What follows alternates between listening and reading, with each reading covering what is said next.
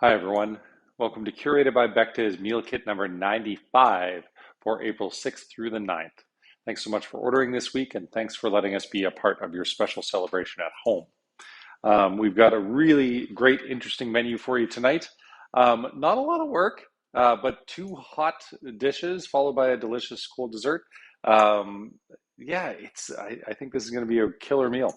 So I've gone ahead a couple minutes ago and I put the ribs in the oven just on a baking sheet with some parchment paper, 450 degrees, or like me, if you have a convection oven, 425. You want to put them on a medium to high rack, not right at the top, but more than medium. And then you want a bottom rack because we're going to put some heirloom carrots in there. It's weird for me doing this on this side. We're going to do a little bit of grapeseed or canola oil. You can use the box that they came in as your mixing bowl so you don't have to dirty that. Just give them a rinse and throw them either in your recycling or in your compost. You don't even have to rinse them if you're putting in your compost. So heirloom carrots with some oil, salt, and pepper right on the baking sheet.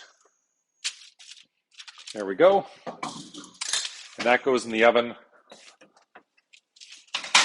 for 12 minutes. So we want to time it so the ribs go in about 3 minutes before the carrots because you're going to put it on broil and put some of the amazing jerk sauce on the ribs and then broil it up for your main course. It's going to be great. So I also have gone ahead and put our grits in a pot, and you want to warm it up on medium low. Right now on an induction burner, I've got it on 3, and that for the 15 minutes or so of the video, it'll be warmed up nicely. Now let's start with our appetizer. That I did wrong. Outtake, please. There we go. And we're going to go this guy, and we want to warm it up on medium. And same thing with this. It doesn't like that. Here, let me try this. Yes, so the pan needs to be big enough for the element or the induction doesn't work. This is the annoying part about inductions. So we're going to warm up 2 small to medium pans. The seared halloumi is going to be in this one. Let me make sure I've got enough space for it. I sure do. 1 tablespoon of canola oil per person. And then with the kale, we're going to throw 1 tablespoon of butter in per person. I'm going to turn it down a little bit because the halloumi is going to take a little longer.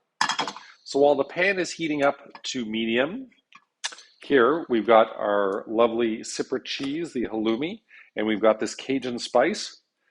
So sprinkle it all over it on both sides.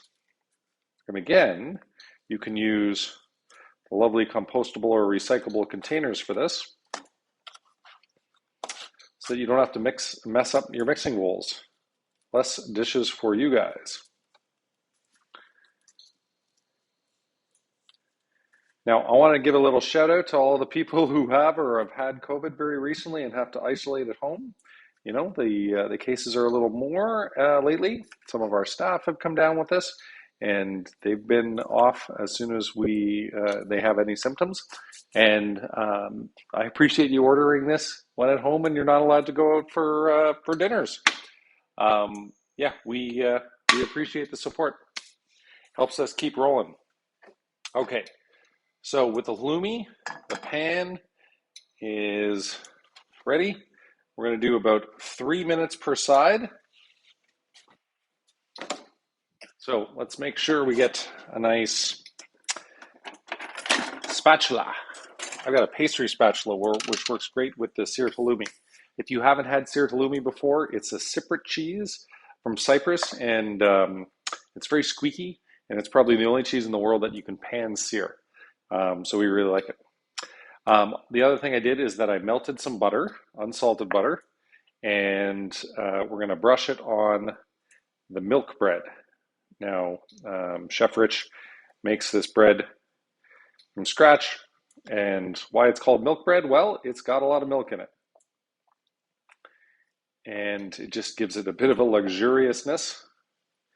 So you can either bring some butter to room temperature, or what I did is a little hack because I forgot about that, is throw it in the microwave for 20 seconds.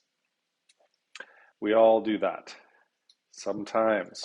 That's pretty much the only thing I use the microwave for. Sometimes I'll reheat, leftovers in the microwave, but that's kind of it. Okay, this guy is done. That guy is done. You have two green sauces tonight. One is the chimichurri for the appetizer, and the other is the jerk sauce for the ribs. Do not confuse them. I'm going to tell the guys to do a little color coding so that you make sure you don't mix them up. Okay, the kale's going in. I should probably turn the heat up on this guy a little bit. Give my grits a little stir.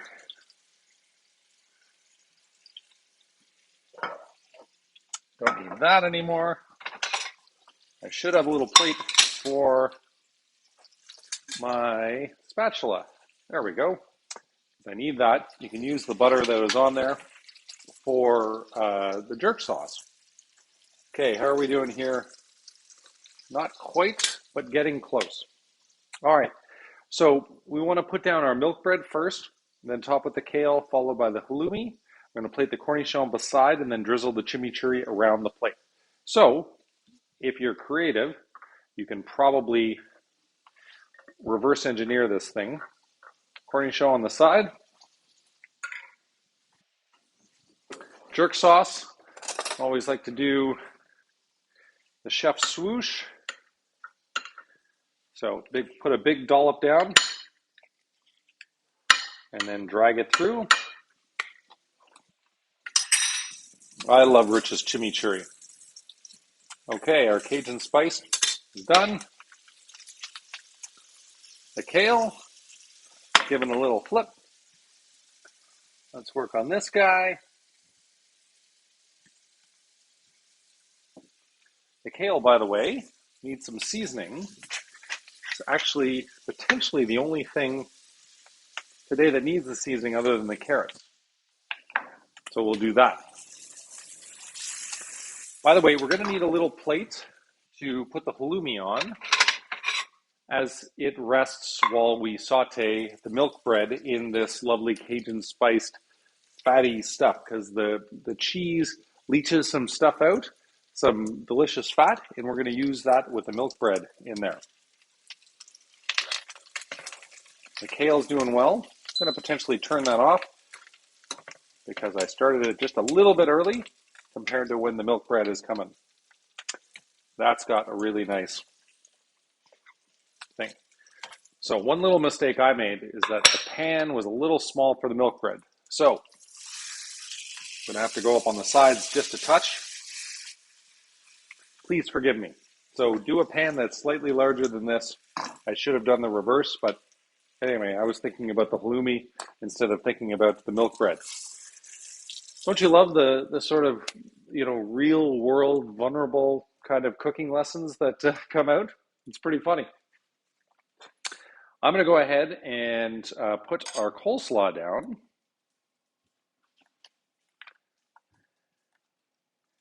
On the plate. It has already been seasoned, but feel free. I always love a little extra salt and pepper on my coleslaw. There we go. And so the milk bread, you just want, it's almost like a savory French toast. Kale's looking good. Give this little spin. And in terms of wine pairings tonight, we've got a Camas Chardonnay done with the appetizer, the halloumi and the milk bread. We feature this one a lot from the south of France.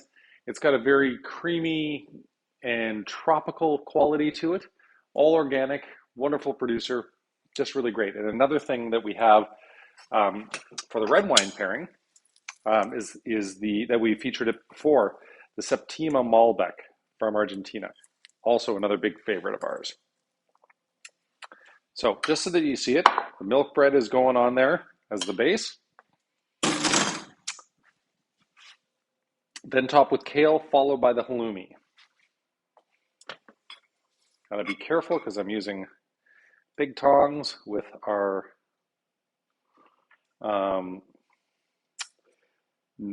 like metal tongs with the non-stick pan. So don't want to mess up the pan. So be very delicate with that. Okay. Then we've got the halloumi on top. Again, you do not need to season this. I wouldn't do this for you in the restaurant, but it's just my family and I eating, so why not? So there you go. Our lovely pan-seared Cajun spiced halloumi with the kale, the milk bread, the chimichurri, and the cornichon. Okay, I know that the ribs are going to be popping out with my timer very soon, and the carrots. But in the meantime, let's get the dessert going. Make sure to bring the cake to room temperature. So this is an a spice cake with an orange and honey creme anglaise and a peanut butter crunch or crumble. So, hey Google, off. So I'm going to pause for a second and do our rib basting. Timing worked out really well tonight.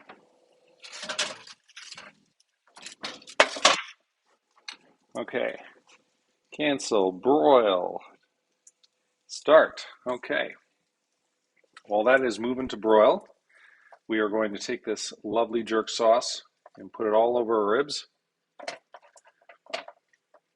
We include a decent amount, so don't be shy. And for you vegetarians out there, you have got a jerk cauliflower roti, which I'm a big fan of. Chef Rich does this as family meal sometimes for the staff, and I am a big fan. Make sure to get this, all on the sides as well. You got lots? Use it, because jerk sauce is amazing. Lots of fresh herbs in there, a little bit of spice. Not super spicy. All right, there we go.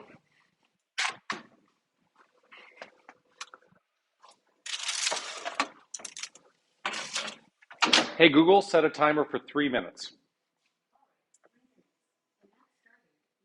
Sure is. Cheers, by the way. Here's to the Malbec. Which is going to go great with the ribs. Okay, so let's finish the dessert. Oh yeah, I was going to play around with the chef's instructions. Part of me wants to put some of the creme anglaise on the bottom.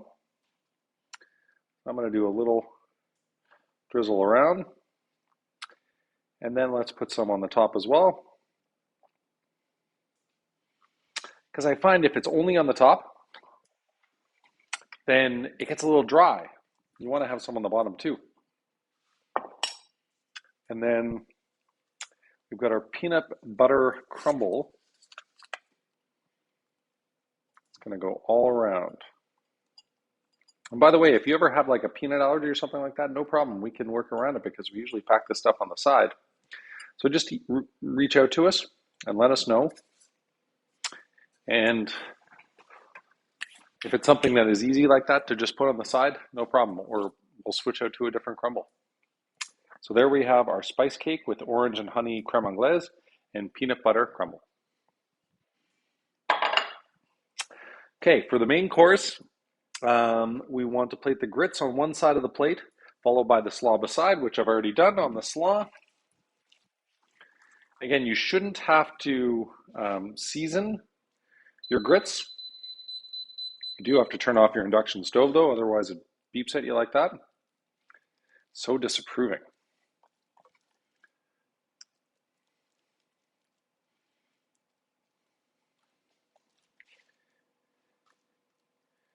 There we are. Looking good.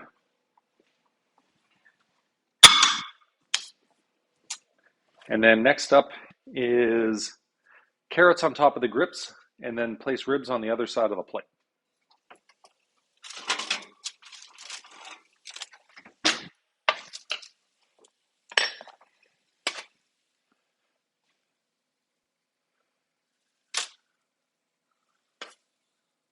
There we are. Lovely, lovely, lovely.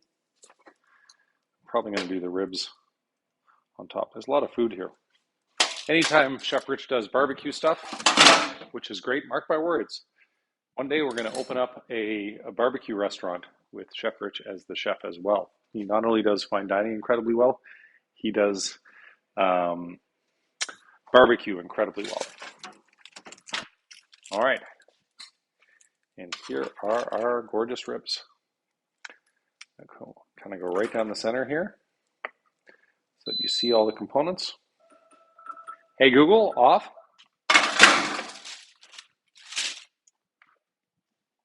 No fuss, no muss. Super tasty. Let's go with this guy.